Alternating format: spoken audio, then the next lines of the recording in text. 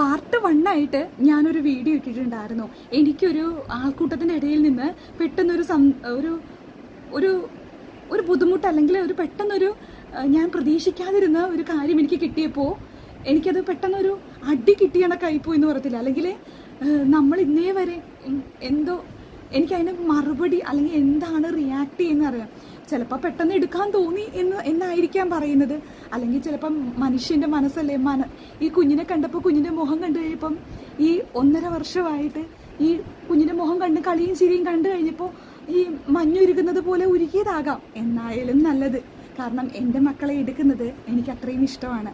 അവനവൻ്റെ ആളുകളെ അതായത് എൻ്റെ മക്കളുടെ ആളുകളെ അവർ അംഗീകരിക്കുന്നു, അവരെ സ്നേഹിക്കുന്നു എന്ന് പറയുന്നതിൽ ഒരു അമ്മയായിരിക്കുന്ന സാഹചര്യത്തിൽ എനിക്ക് ഒത്തിരി ഇഷ്ടവും എന്നെപ്പോലെ എൻ്റെ ഒരു പേഴ്സണൽ ക്യാരക്ടർ എന്ന് പറഞ്ഞാൽ എല്ലാവരെയായിട്ട് ഇങ്ങനെ സ്നേഹം വേണം, സ്നേഹം വേണം, അങ്ങനെ ഒത്തിരി പോസസീവായ ആളാണ് ഞാൻ.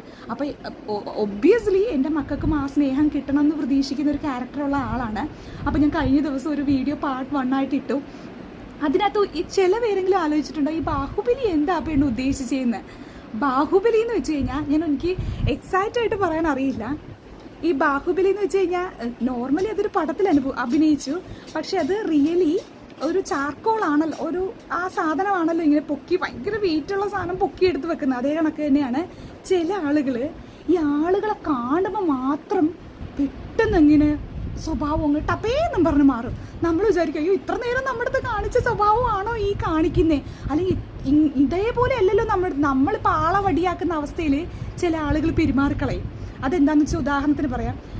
ഈ ബാഹുബലി എന്ന് പറഞ്ഞാൽ വേറൊരു വേർഷനുണ്ട്. ഇപ്പം മരിപ്പ് വീട്ടിൽ നമ്മൾ മരിപ്പിന് പോയേക്കാൻ വിചാരിക്കും, ഒരു മരിപ്പിൻ്റെ ചടങ്ങിന് പോയേക്കാൻ വിചാരിക്കും. അവിടെ ഒരു പരിപാടിയും ഉണ്ടാകത്തില്ല. ചിലപ്പോൾ കസേരയൊക്കെ ഇങ്ങനെ അടുക്കി എടുത്ത് വെച്ചേക്കണായിരിക്കും. അവിടെ ഒരു 100 ആളുകൾ കൂടുമ്പോൾ ആ ആളുകളെ കാണിക്കാൻ വേണ്ടിയിട്ട് വെറുതെ നിൽക്കുന്ന കസേരയെങ്കിലും ഒന്ന് പൊക്കിപ്പിടിച്ച് ഞാൻ വലിയ പണിയെടുക്കാൻ സംഭവമാണ്, ഞാൻ ഇവിടെ എന്തൊക്കെയോ കാണിച്ച് വെക്കണം എന്ന് പറഞ്ഞ് ആ നിൽക്കുന്ന കസേര എടുത്ത് തലയിൽ വെറുതെയെങ്കിലും ഒന്ന് പൊക്കിപ്പിടിച്ച് അവിടെ 100 പേരെടുത്ത് ആളാവാൻ നോക്കും. അങ്ങനെ ആളാവാൻ നോക്കുന്ന ചിലർ നമ്മുടെ ഇടയിലുണ്ട്. അത് എന്തവർക്ക് കിട്ടും, അതിൽ സന്തോഷം കിട്ടുന്നവരുണ്ടാവാം. പക്ഷേ അത് ആൾക്കൂട്ടത്തിൻ്റെ ഒരു ബോധിപ്പിക്കൽ മാത്രമാണ്. പക്ഷെ റിയലായിട്ട് നിൽക്കുന്ന ആളുകൾക്ക് അത്രയും നാൾ നമ്മുടെ അടുത്ത് കാണിച്ച ഒരു ബിഹേവിയർ പെട്ടെന്നൊരു ചേഞ്ച് പറ്റുമ്പോൾ നമ്മൾ അയ്യടാ എന്നായി പോകും. പക്ഷെ അതുമൂലം നമ്മൾ കുറേ സഫോക്കേഷനും പ്രശ്നങ്ങളും അനുഭവിക്കുന്നുണ്ട്.